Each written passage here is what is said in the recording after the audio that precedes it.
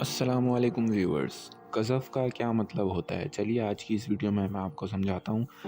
قذف کا مطلب ہوتا ہے ایک ایسا مسلمان جو کہ مجرم نہ ہو، مکلف نہ ہو یا پاک دامن جانا جاتا ہو، اس پر الزام لگانا۔ کس چیز کا الزام لگانا؟ زنا کا الزام لگانا۔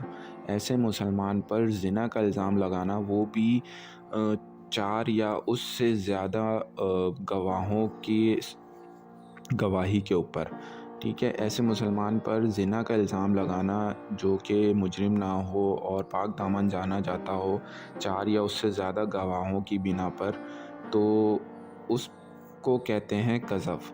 اس عمل کو کہتے ہیں قذف، ٹھیک ہے۔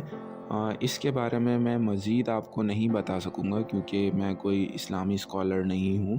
اگر آپ اس کے بارے میں مزید جاننا چاہتے ہیں تو ویڈیو کا لنک ڈسکرپشن میں چھوڑ رہا ہوں، وہاں سے جا کے آپ دیکھ سکتے ہیں۔